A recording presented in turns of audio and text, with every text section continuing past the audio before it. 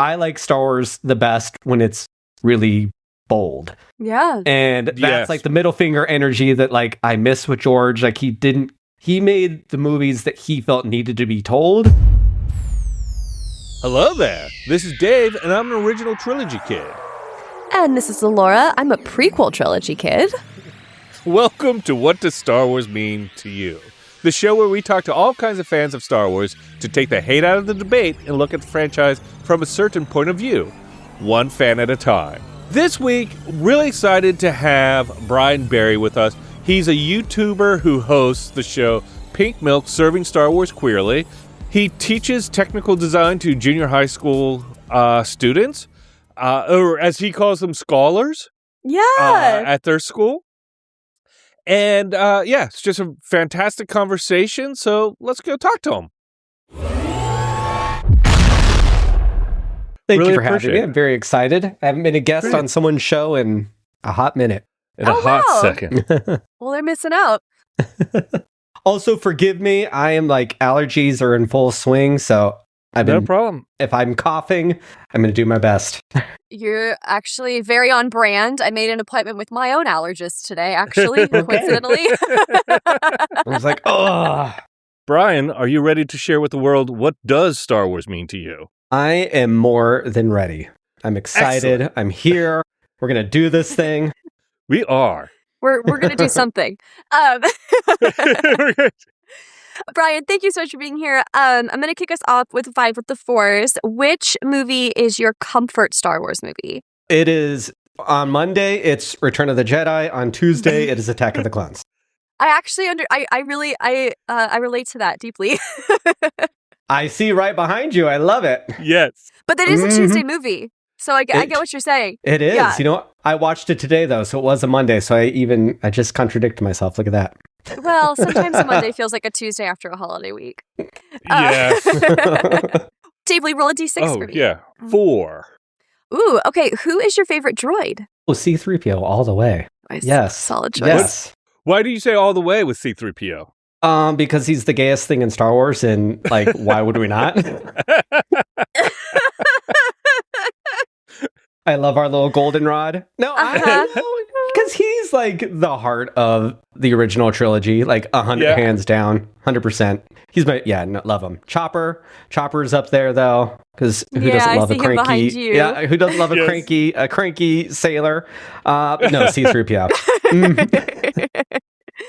Awesome. What is your favorite line to quote? Oh, do or do not. There is no try. Yes. Yeah. All the time. Literally shake my life around that line, like many people, I'm sure. It's applicable to so much. Yeah, is that something you use at work a lot? You use it at home? Where, like, how does it invade your life? I'm a teacher. I teach middle school. I'm a 6th grade teacher, and I use that all of the time.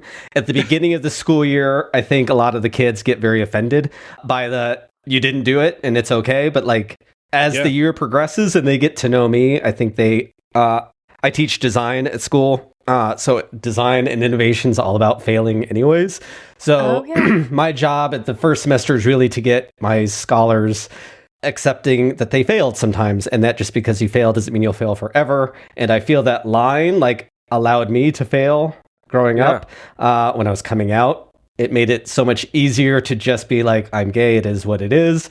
And it won't always be easy, but that's not going to change those things. So, that line has a lot of different meanings for me personally, just like everybody, but it's great.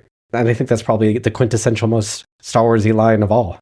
I think probably. So. I love that you called your 6th graders your scholars. Well, yes. That's what so they lovely. are in our school. Yes, we're forever learners. Learning never stops. No, as a homeschool kid, I very much relate to that mentality. That. Yeah. Yeah. That's very cool. It's great. It's great. There is no try. Mm-hmm. Besides the films, what is your favorite Star Wars content? Anything from the games to the TV shows, the novels, something we're not thinking of? The Clone Wars is my favorite Star Wars of all Star Wars. I think it is the foundation for Star Wars. So I will always answer the Clone Wars. In recent years, I think Star Wars Visions is probably my favorite thing that we've had of the last decade and a half or whatever we're at with Disney Star Wars. I love Star Wars Visions a lot. Yeah, It's a great way of seeing like really different takes on Star Wars. I think one of the things that I love about it the most is I think it's one thing that George Lucas, while I know he respects all of those things, obviously, and animes was a big part of what made Star Wars. And thank you to George and Steven Spielberg and our shoulder pad queen KK for bringing Akira here to the United States. It's the only thing, I don't think George Lucas ever would have done something like that. Yeah. And I think that is a benefit to having different perspective in. And I really think it is just fun. It's really good. Yeah. It's really good. Yeah. All of the new creative minds entering the Star Wars universe, it's bringing out some very cool things that I think you're right, wouldn't have necessarily been part of the journey without them. Agreed. Who is the cattiest character? C-3PO. C-3PO. You know, actually, no. Yes, but Palpatine. I mean, come on. Yep. Another super gay character. Like, here we go. Yeah. He is, yeah. That's what happens. You give Shady Queen too much power. I'll take over the entire galaxy. That is also my answer to that question. I love how bitchy he gets and like how catty and taunting and cruel he is to Luke in Return of the Jedi. My friend and I always love impersonating him. I call Dave Pops when he's Palps. Sorry, when he's grouchy. Palps. Yeah. I love it. Yeah. He is, I think, the worst to Maul. Oh my God, he's so mean. And the way he would like cut him down in front of his brother. Oh, awful. Yeah. Awful. Slice Noodles is up there too. Zero. Love me a zero. Mm-hmm. Yeah, I can see that. Mm-hmm. I think anything in the protocol droid line is probably. Yeah. Oh yes, Ichuta from Phantom Menace, right? Yes. Didn't yeah. She sassed off to Qui-Gon, right? I just watched that movie today too. Yes. Yeah. Mm-hmm. Oh.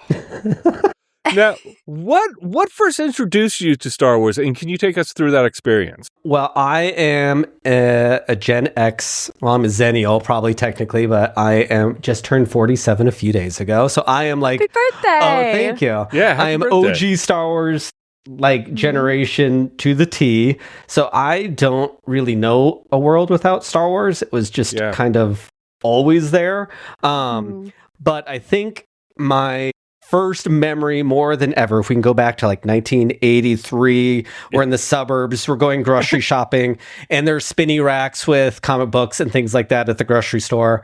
And I wonder, look at that. I have it right here. This right here. You can't see it if you're not watching it, but I have the official collector's edition of Return of the Jedi. It's the one that I had when I was a little kid. And I remember flipping through this at the grocery store, and it was the first centerfold that I ever saw that probably made me gay because it wasn't a lady, but our little blue friend Max Rebo was there in the center, and I absolutely fell in love at that moment with Star Wars. And I remember very vividly at the movie theater when the sail barge blew up, hysterically crying and needing to be removed from the theater because Max Rebo was a good guy, and good guys don't die. So that is like, I think the first like real memory. And I have on another end, much more serious note, but I remember watching them on, oh my God, I have so many. Yeah. 19. We love it. This is what we're here for. There's somewhere too. I don't remember how old I was, 7 or 8 maybe.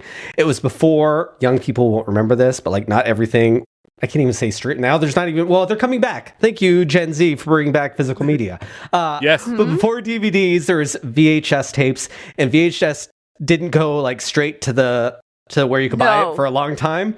No. And my mom bought me the original trilogy, like when you could only rent them at the store. And I grew up with, and so I opened them up for Christmas, and I had an asthma attack. What blockbuster did she bribe for that? So I grew up with them on VHS before you could really buy them anywhere else, which was cool.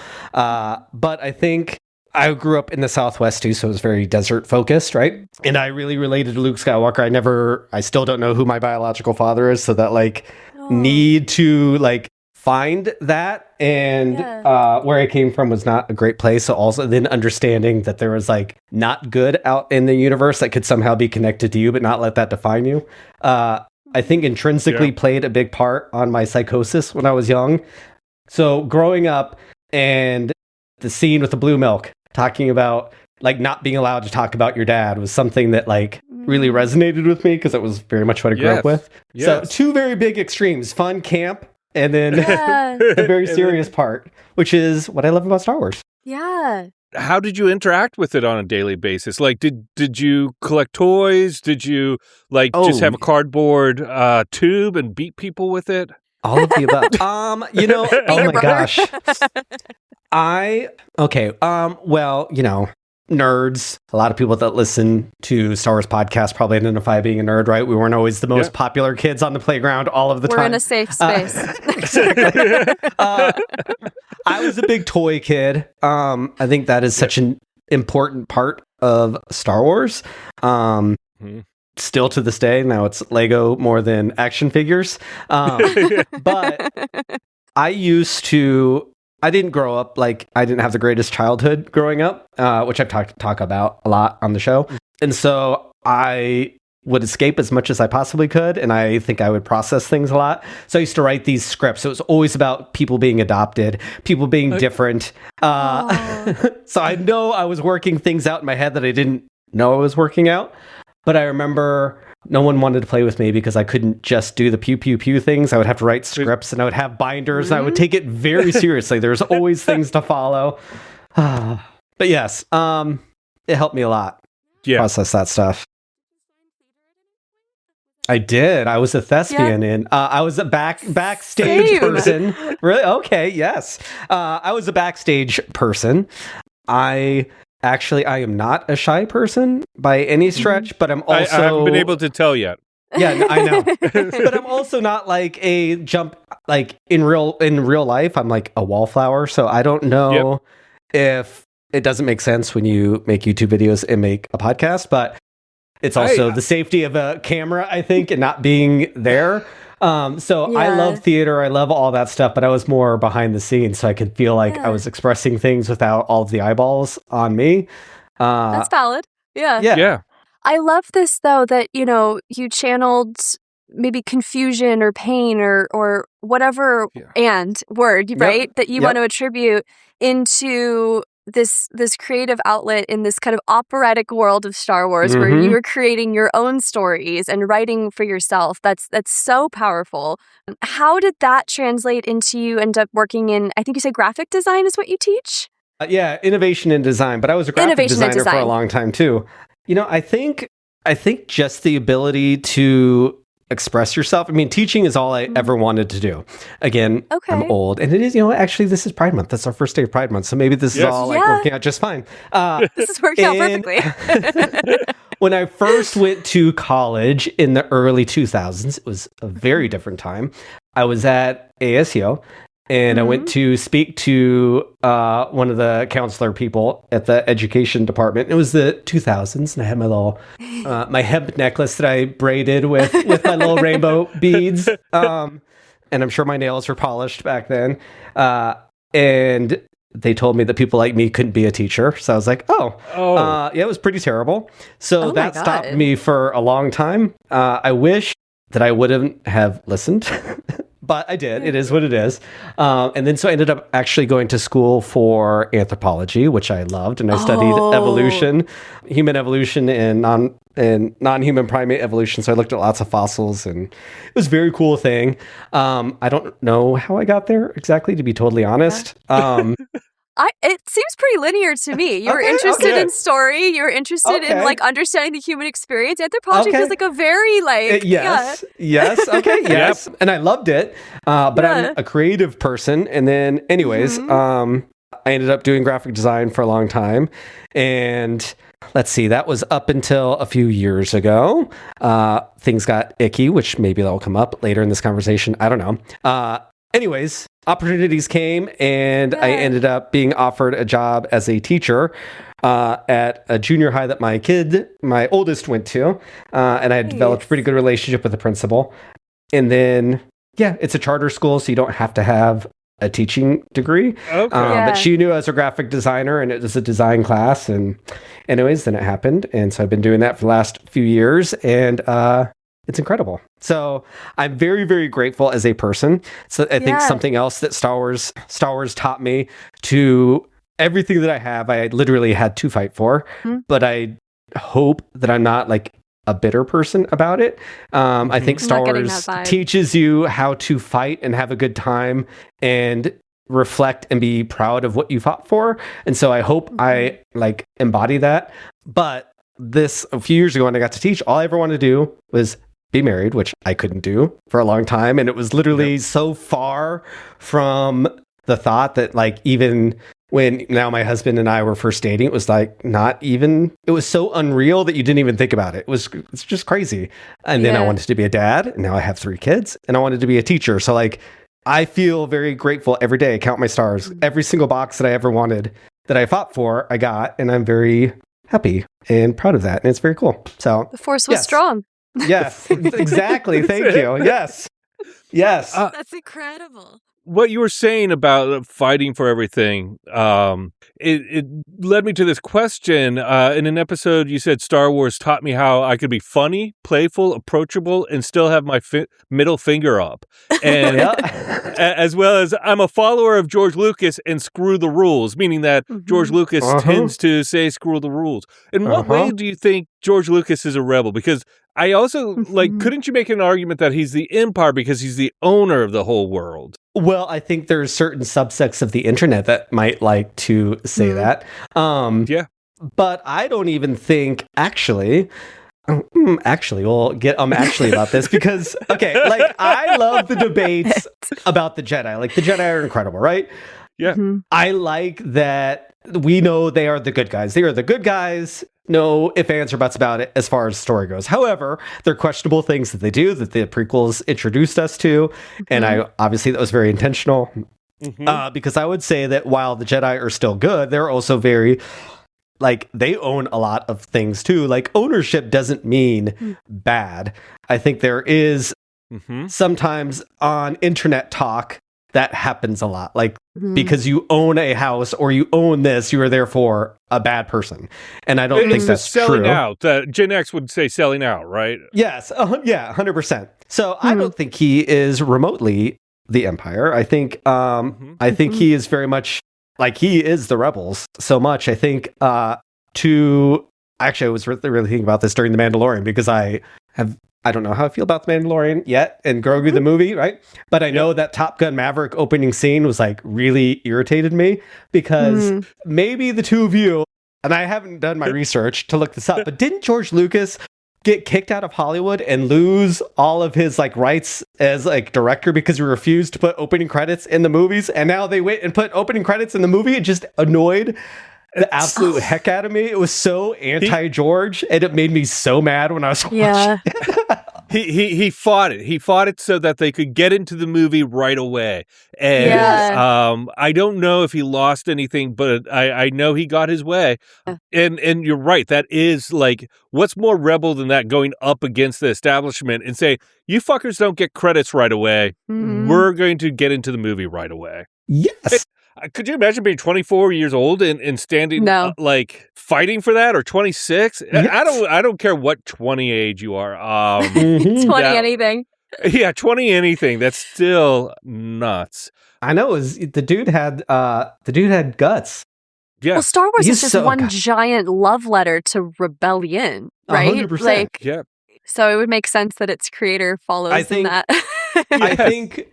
I don't know if this is a popular thing to say, because it can be used incorrectly by a lot of people, I think. But I think Star Wars is such like a United States movie. It could only happen in our culture here in the United States, because I think, to me, the most important thing, and this is also like a queer person speaking that had to fight for everything probably, but I think the most American United States citizen thing to do is to question authority.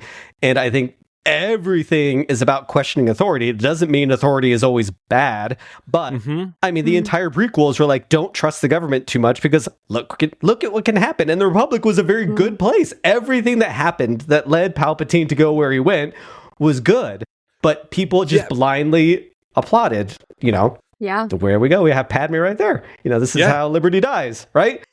So your podcast is called Pink Milk, Serving Star Wars Queerly. Will you describe your show to our listeners who might be introduced to you for the first time? Well, I want to brag for a little bit first because I'm very proud of this. But you're welcome to everyone because Pink Milk now is canon. And yes, that was because of this show. It's very rad. So every time I get a homophobe tell me that Star Wars isn't gay, I could say, well, now it is because now it's in canon. So you're welcome. So we started Pink Milk, I guess like 5 years ago now. We took some time off, which I can get into if we want to, because the internet is can be a very scary place. When I originally came up with the idea, it was for us super fans and those forced to listen, and it was with my husband. And he's a casual fan at best. And so it was really a show in my mind when it first started. I thought that like there's got to be so many couples out there where one person's like really into Star Wars and the other one's like, oh my God, I have to listen to you talk about this for this long. And I think my husband and I have very good banter and we have a good rapport. So that's where it started. And then as it went on, and maybe this is because the time I grew up in, but like the fact that we were gay was the thing that kind of like stuck out. But we also never really shied away from talking about other things. And I guess maybe our show isn't really about Star Wars. And it's changing now because now it's just me. But like it was really about perspective and about life and other things, because that is... That's what I love about Star Wars. I love to play, and it goes back to probably how I play with my toys when I was a kid, right? Like, I love the pew pew pews. All that stuff is great fun, but I'm interested in how Star Wars connects people together and how back in, like, before the internet, when you're in your comic book shops and stuff, that you could get all these different perspectives on how people looked at Star Wars. And so I would listen to a lot of podcasts that were very good, but they were very much into recapping episodes or talking about the lore or talking about fighting styles and all that, which is great. But I never really heard the Star Wars conversations like this that I really loved. And so we started having those. And then The Mandalorian came out and I loved Din Djarin and Grogu. And I don't think obviously we hadn't seen it yet, so I didn't know how much I'd love it. And that show really kind of helped our podcast do what it did, because before we left, I mean, we were like pretty successful because I think Din Djarin's story was a very queer-coded story for me to begin with.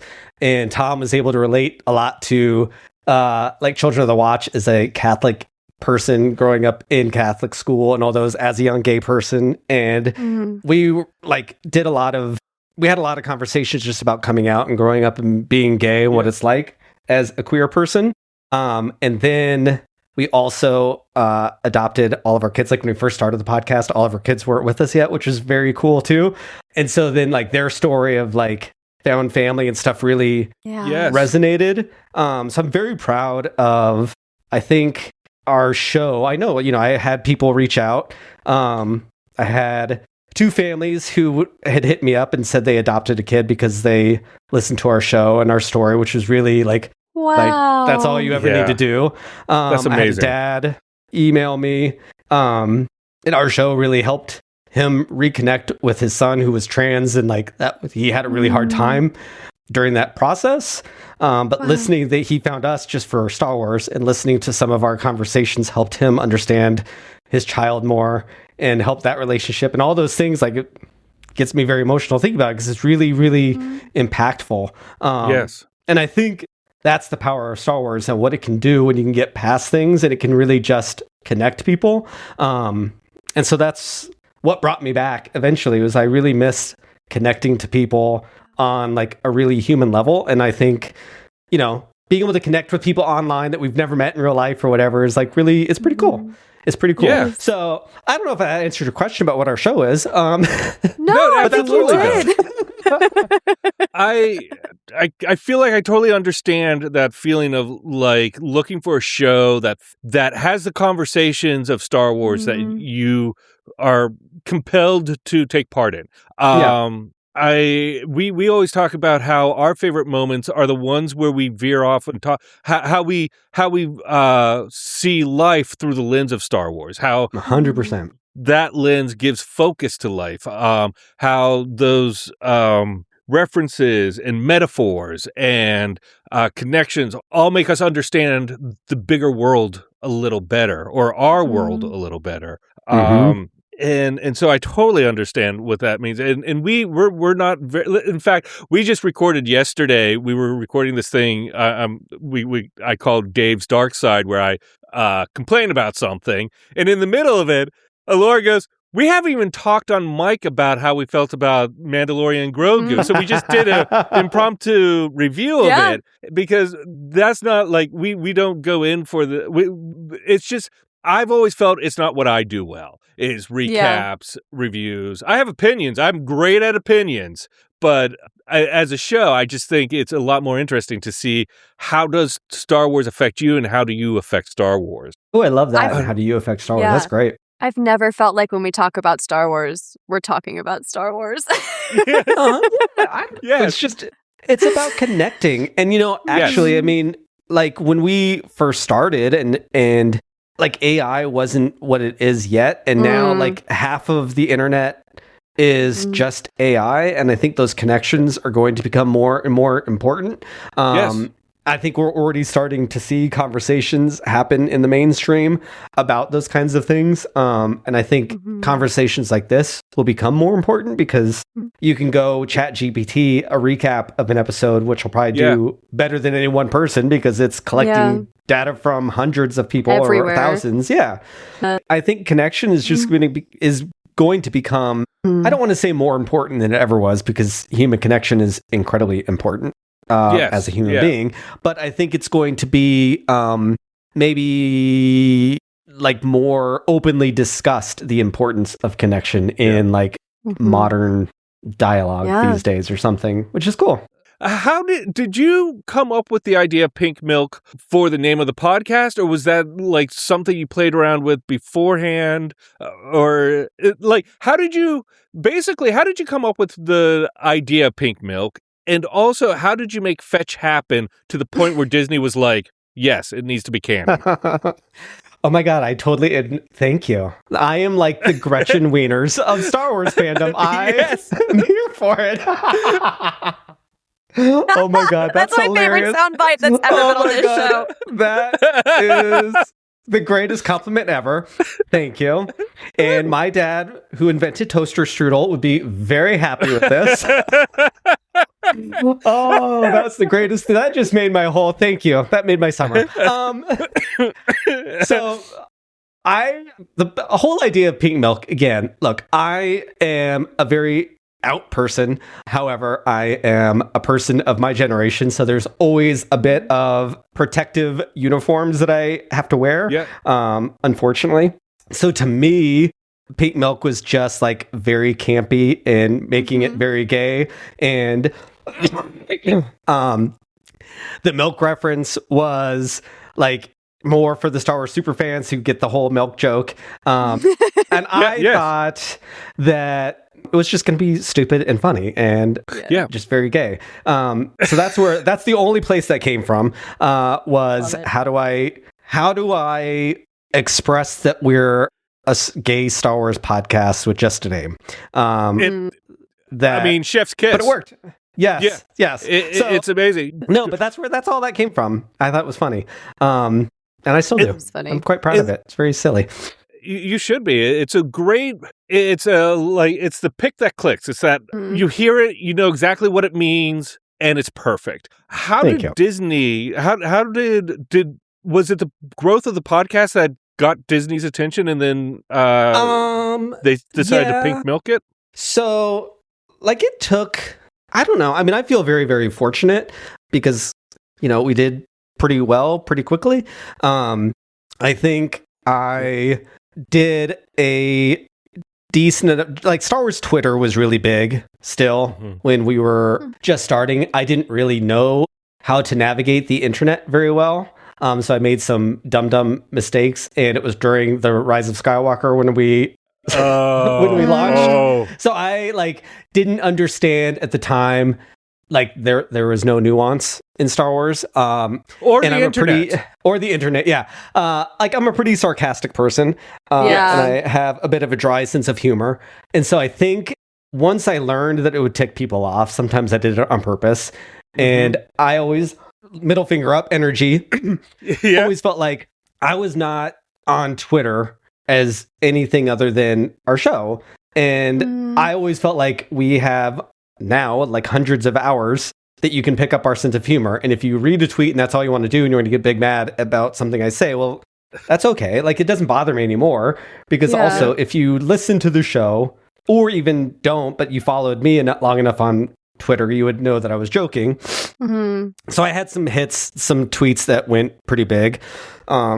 We also had after about a year, I started doing a live stream during COVID, and that was doing pretty well. And around that time, what was it called? Star Wars Eclipse was announced, which was a video game set place during the High Republic time, and it went gangbusters online. And the High Republic was a very queer friendly, it had a lot of queer writers and everyone involved. And the video game company that was making it had a lot of anti-queer rhetoric and policies behind it. And so we were pretty upset at the time, still are. And during the live stream, we, the Steam Queens, that's what they were called, came up with hashtag Blackout Star Wars Eclipse. And it went gangbusters. It was number one world trending thing. It was tweeted millions of times. It was pretty crazy. And so we were interviewed a lot because of that. And then that also introduced us to the very not good side of Star Wars. Internet. But it was, whatever. And so I think a lot of the authors of the High Republic became very aware, and I had a lot of people reaching out saying thank you because they can't say certain things. So anyway, I had the privilege a few times to interview Justina Ireland, who was one of the writers in the High Republic, and she made Pink Milk canon in the Santa Star Wars comic. That is awesome. Yeah, it was so cool. I didn't know at all, and she just sent me a DM saying, I wanted to wait to tell you, but I guess they're publishing it, and Star Wars and Pink Milk is now canon. So it was just, I think, from that, she was really great. We got along very, very well. That's amazing. I feel like I heard that it's also available in Disneyland. Yes. Which is that's next level. Yeah. Both success and middle finger up at the same time, which is fantastic. I mean, that's what brought me back. So we had quit the podcast for a while. Our live streams, not gonna lie, it got a little saucy. They were Steam Queens for a reason, because it would get very steamy in the conversations. And then I had left Twitter pretty abruptly because it wasn't even anti-gay people. It was anti-adoption people found me, and we got it was that's a thing. Crazy. I didn't know it was a thing, but it was a thing. And then I got doxxed, and we had threats of my against me and my family. So I was like, oop, and I deleted everything right away. And then so I just the gay stuff and the homophobia, I've been around that my whole life. I was able to I have a thick skin about that. But then hundreds of DM. It was just crazy. And it happened very fast. I don't know where it came from or why it started, but it did. But I was not ready to handle being doxxed was just very scary. It was a very scary situation. And then so I just quit out of nowhere pretty much, which was hard. And then we tried coming back, but it just wasn't the same. And then I started teaching, so I had to learn how to do that. So I gave that a year. Anyways, and then I saw I got lots of messages about Pink Milk being in Disneyland, and so I figured it was the Force telling me that it was time to come back. So I did. It took me a few months to get there, and I did. Like, I had a really hard time, like, with the internet, too, because the show was pretty successful, and there was a lot of pressure that came from that I wasn't expecting and didn't know how to navigate that. And there was always this thing that the internet is real, but it's also, like, not real. And, like, I went to Star Wars Celebration. We were invited to go, and we did a show on stage, and that was very successful. And just, like, a lot of people knowing it was very weird. I'm very grateful. Like, I'm very grateful. That sounds so, like...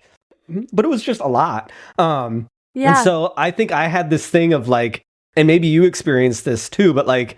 Wait, these people are threatening me. Now they have, like, my address. How you did that, I don't know. So it isn't real. And do I really think you're going to do something? Probably not. But there's always that one outlier. 100%. Like, yes. And so, like, maybe this is real. And it just, I felt safe. And maybe it comes back to, like, not wanting to be in the spotlight of, like, okay, I can be popular over here. Yeah. And it's work, and that makes it work, but like that makes me happy because I feel like I wasn't anticipating making a difference. But like I said, like when I started getting DMs that a family like adopted someone was able to understand their queer child more because it like like I don't need to do anything else. Like I just did everything you could ever want to do. And so like that juxtaposition of like, is this real and not real was like, it was just really hard for me. And I think it still is a little bit, but I'm not really on social media much anymore. And when I came back, I was like, I'm just going to come back to connect with people. And if I don't make a show, I'm not going to make I'm not going to make a show. I'm not going to do any of those things. You know what I mean? Yeah. Have you found the right community now? I mean, have you found your way back to the same community, to a better one, to a richer one? No, I'm still figuring out where I'm going to go next. Like a lot of people I stayed in contact with. And that was the other weird thing too. Like you're gone and then they're all just gone. And you're like, Anyways, it's just weird. It's just a weird feeling to navigate all of those things. And then like I would go and I would want to talk about it. But I'm like, okay, most people don't want to listen to these kinds. Some do. And I don't know. It was just weird. It was weird. We're back and I'm happy. And now I'm doing it by myself, more on YouTube than anything because my husband is really busy. Our kids are getting older. And so that's changed the dynamic a little bit, which is kind of fun again to try to figure out. I don't know where it's going yet because I'm not like a trained entertainer person. You know? None of us are PR trained. You're like, okay, well, I'm just going to go figure all this out. And see what we do. Is there anything you credit with giving you the confidence to return? Because listening to your story, I think I would be like, you know what? I'm done. I'm out. I'm Bill Bixby rocking down the road to sad music with my thumb out. Is there something you feel like you've learned, or was just to be cheap and on brand, the power of Star Wars fandom? Like you had to talk about it. What kind of adjusted for you? That's a good question. I think I learned that the internet and social media is real. And I always felt bad. Like I never wanted to come across like I didn't appreciate all the listeners and the conversations I was able to have. Like that wasn't, but I think I do appreciate those things more than I used to. And I missed the connection of just being able to talk about Star Wars. But the lesson I learned, I think, was to take the pressure off of, I don't need, if I need to take time off for no reason other than I need a minute off, I'm going to do that. I've got like a really, really strong work ethic. And I really enjoy like the work. And I think I just burned myself out because Peak Milk became a job. And then we started getting, we had a Patreon, and then we started getting like ad revenue and all this stuff. And it became work, and just that took the joy out of it, and it became a second job. And it's something you had to do, not something you wanted to do all the time. Exactly. And I really don't want to, like, again, I'm very appreciative for all those things. It was incredible. Yes. But at the end of the day, I was like, I admire people that can turn this into a career, but it was something that I thought maybe would want as it started to go. I was like, oh my God, like I'm just a dude who bought a microphone and I don't know what I'm doing. Right. And look what we started, which is really cool. I don't know. And then I think honestly, actually, we brought it up a little bit already, but then our dude won again. And the amount of homophobia that I hear, just the rhetoric that is like socially acceptable to say again, I felt like I had like a responsibility to my community to say something again, which I don't think I realized like when we first started the show, but like I said, that was the part that everyone gravitated towards, which was like crazy to me. And that voice wasn't there the same way. There are other queer Star Wars channels now, but no one from like Gen X that really was up there, and not younger generations, younger voices are incredibly important. But I think that perspective of time before it's like a new generation is the Resistance, which is so incredibly important, and I want to come in with some rebellion energy to remember why the Resistance needs to be there, because I think for a while I think people forgot that queerness was still a real challenge, and so the Resistance had to come back to say, nope, we're still here and we're still facing all of these things. So I think, long story short, I think my gayness and the need to rebel came back, and I said I have to figure this out and do it again. So that's where I'm at, and it feels good. Feels good, actually. Yeah. That's excellent. Gretchen Wieners would be proud. Yes. 100%. You said you have 3 kids. Are they fans of Star Wars like you, or are they kind of passive to? One is. The other 2, nope. Not into it at all. Different strokes. They're my least favorite. Just kidding. I'm just kidding. No, but my youngest, who for a while, again, ugly internet business, we were doing a show together. We were talking about The Acolyte, because that was like, it's a hot take, I think, for some people. I have no interest in Star Wars that isn't a family event. I'm not interested in R-rated Star Wars. I'm not interested in... I loved Andor. It was really good as a television show, but like my youngest son, who is a diehard like super fan, had no interest in it because it is not a kids thing. It's hard for me. The Acolyte was not kid friendly. It's not approachable to kids, and I don't want to go and say that's not Star Wars. I don't like that rhetoric, but for me, like, this is what Star Wars means is to you. A family thing. Yeah, it's a family thing. So we talked about that, but then the internet was again really horrendous during The Acolyte.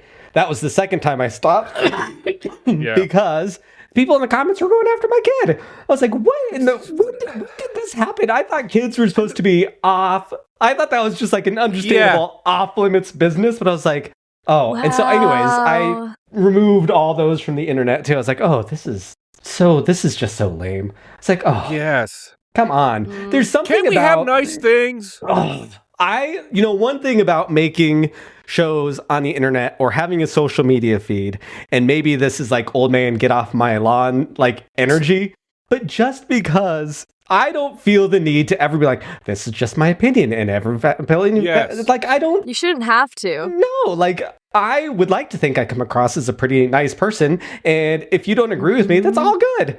I'm not going to get all upset, but like, so the internet turned into that, and I understand how it got there, but I think that is just as bad as the other side of it. It's just like, just go on and talk about it. It should be implied that it is an opinion. It should be implied that this show... It should be obvious. Yes. Yeah.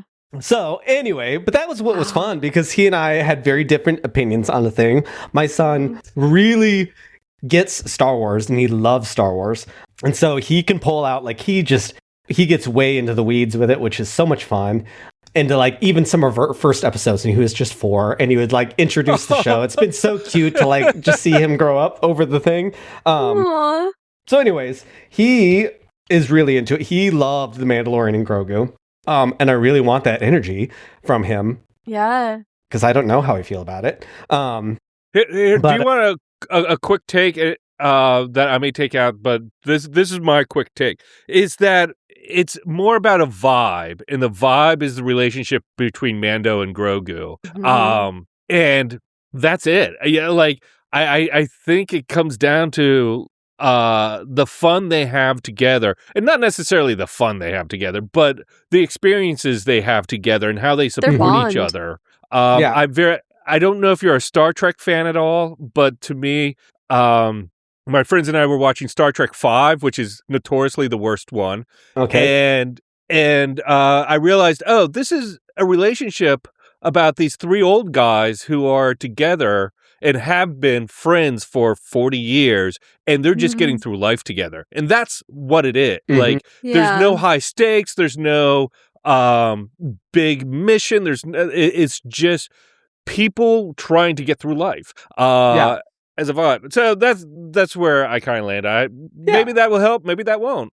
I mean, it was a lot of fun. I certainly I love those two characters. They are very much there is, Star Wars has been around for so long. Like, I identify certain parts of Star Wars at different times of my life, and like Mando and Grogu were this gift that Star Wars gave me to navigate how to be a father at a time when I needed it, and so I love it for that so much. But that movie just did nothing. I felt like our 2 episodes in the Book of Boba Fett were the same story, emotional story, but told way better than it was in that movie. And it was great. I had a really good time the entire movie. Yes. It was wonder. I'm not saying it just was nothing happened. Literally, there was nothing of consequence.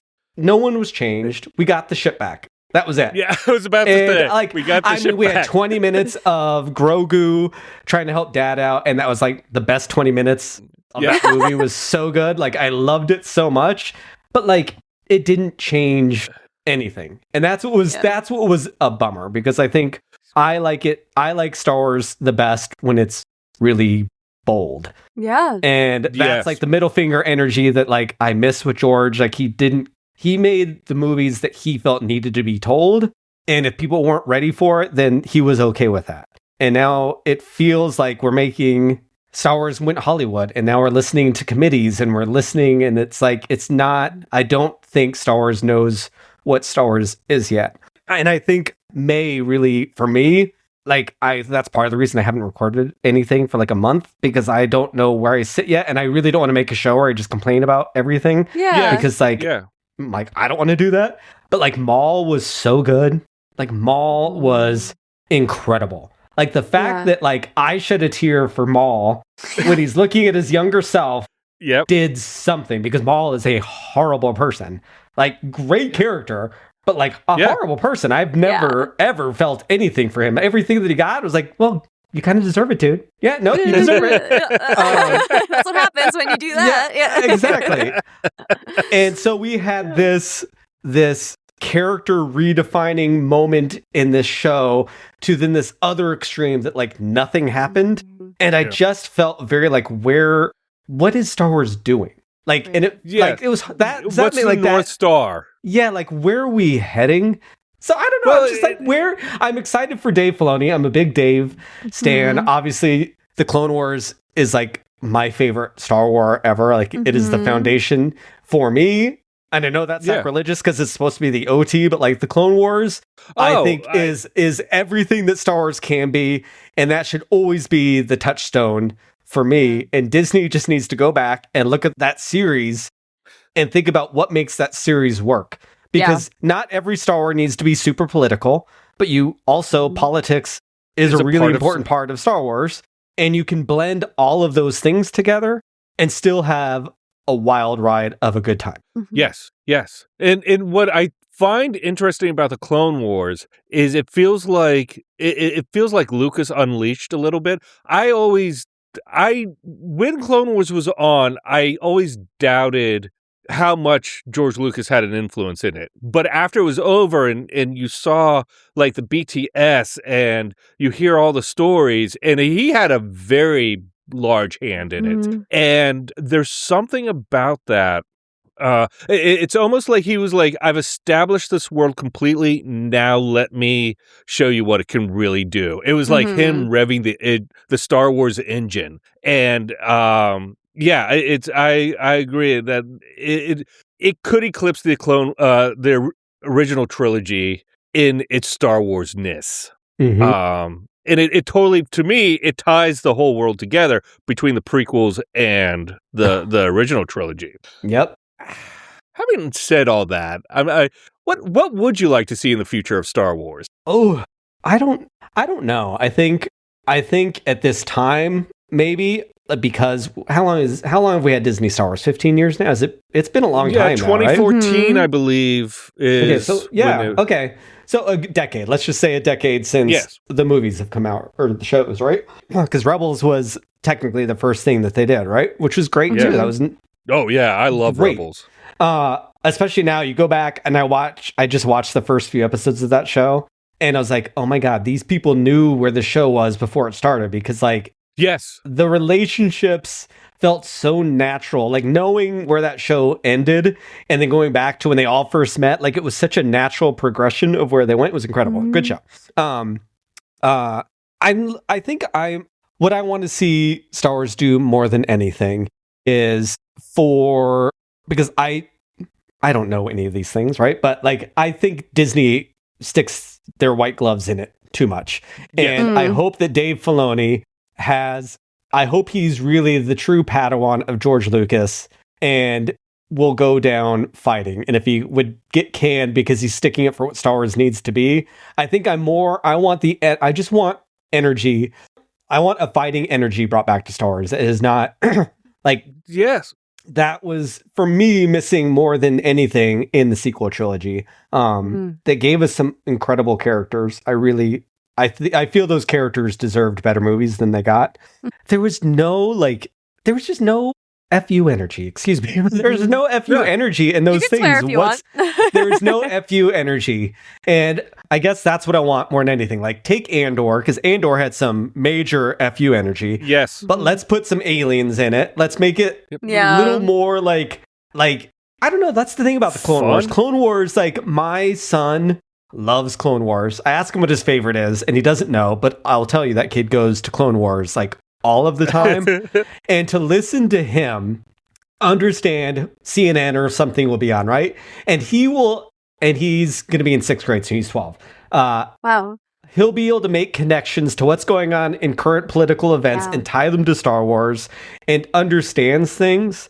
And that's what I think Star Wars did that for me. Like, we were just talking about what those connections in Star Wars like spoke to me on a really deep level. And it brought me an understanding of the world around me in a way for me to articulate the things that I needed to articulate. And I don't feel Star Wars has had that in a really long time. I think The Mandalorian goes there from time to time. I love all the connections. I think Star Wars fans, they've always been done really well.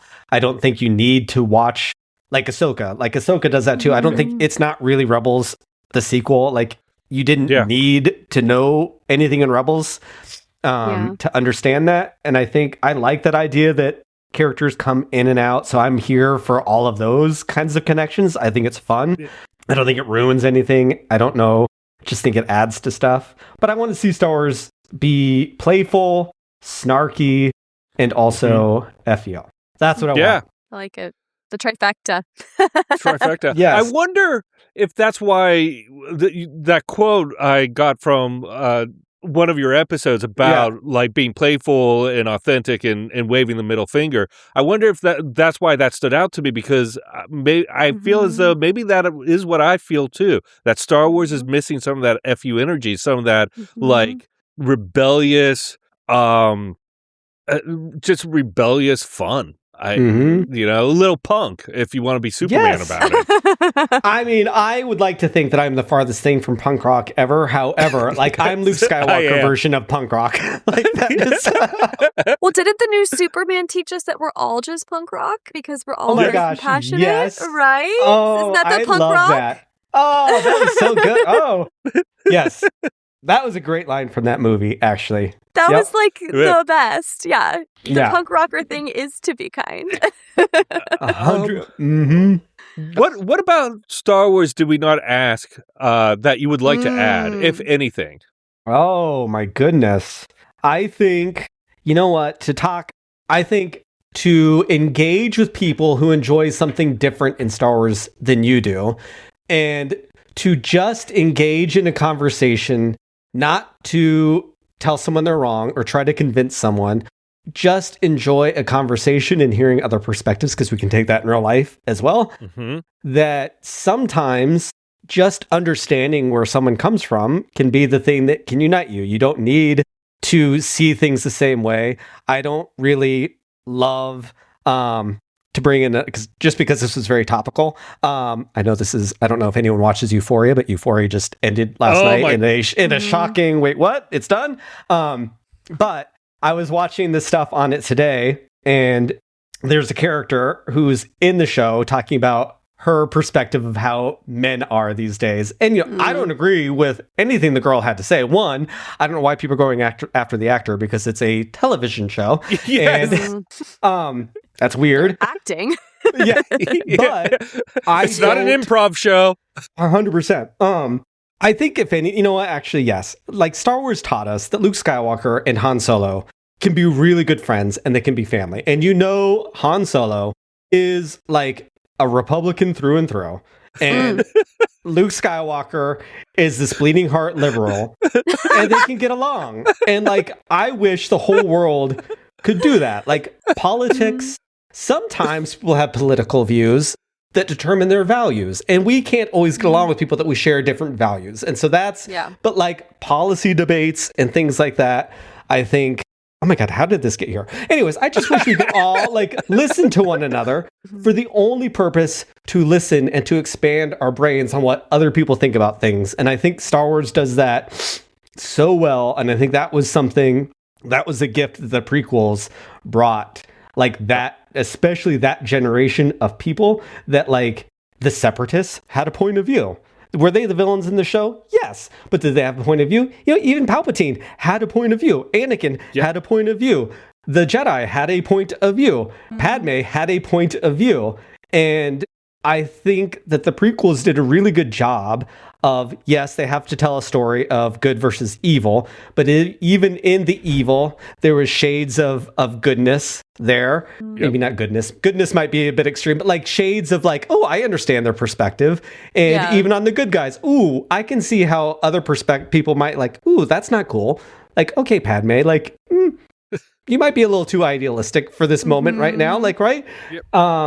And I like that Star Wars gives families those ideas to then come home and talk around the dinner table. So I don't know if that answered your question, but it did. Yeah, it totally did. I like that. Good. Yeah, I love it. I love those deeper conversations that Star Wars can bring when it can push things forward and not just reflect on what Star Wars is. That's my sequel trilogy shade. It's okay. What are the top 3 elements that make Star Wars to you? FU energy. Probably everyone knows that's my vibe, right? Camp. Yeah. Uh-huh. And like deep, meaningful connections to the energy around you, whether that's political energy, religious energy, people energy. But I think that's what the Force really is all about, is just about connection to whatever it is in front of you at that moment in time. That's spectacular. I love that. The idea that the Force is about connection. It binds us. Yeah. It does.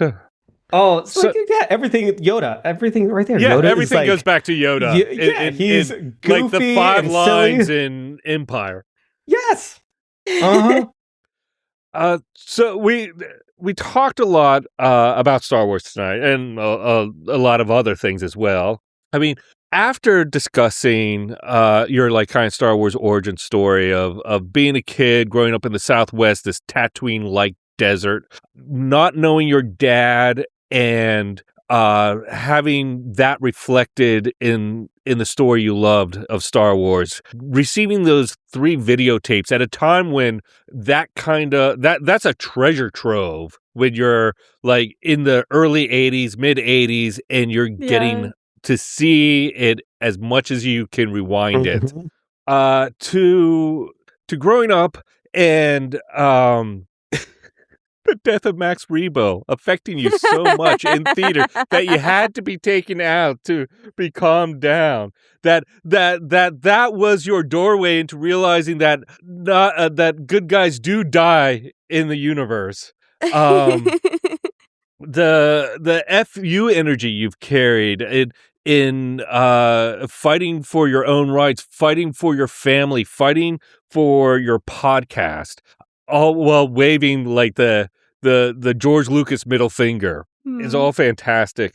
And then experiencing both the light side and the dark side of the internet, the extreme lows of being doxxed because people are assholes, to the extreme highs of being that connection, being that thing that binds us by helping people understand your perspective, understanding adopted child's perspective, understanding a trans perspective. After talking about all that, can you tell us, what does Star Wars mean to you?